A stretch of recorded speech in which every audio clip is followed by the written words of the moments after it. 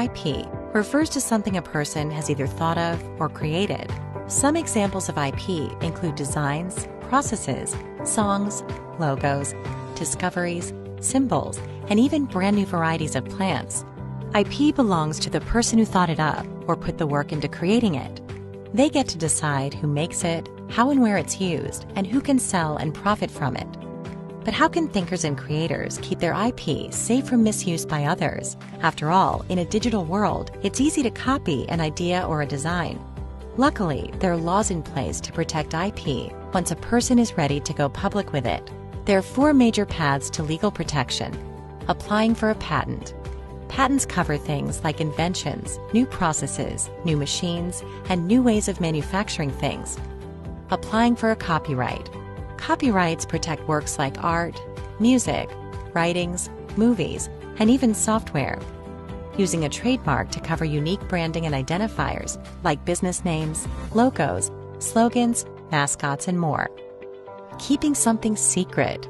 Trade secrets make sure that things like manufacturing processes, formulas, and compilations of information never make it into the wrong hands. Getting these protections in place may seem difficult or time-consuming at first, but protecting yourself is well worth the time and effort, and it's not as hard as you may think. This is where technology transfer, or T2, comes in. T2 helps negotiate the use, sharing, and assigning of IP so that companies and individuals can use government technology, or a joint project between the government and private sector can take place. T2 can make it easy to license a patent or share confidential information so both parties can help each other solve problems or create new products.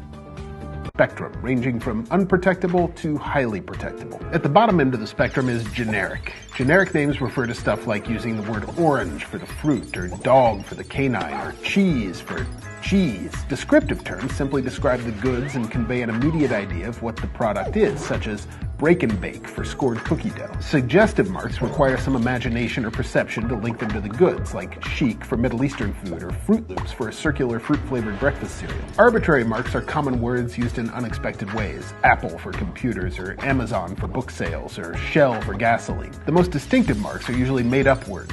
Fanciful marks are non-dictionary words such as Google for an internet search engine, or Clorox for bleach, or Kodak for film. Fanciful, arbitrary, and suggestive marks receive automatic protection upon use because they're considered to be inherently distinctive. In such arrangements, a seller conditions the sale of one product, known as the tying product, on the purchase of another, known as the tied product.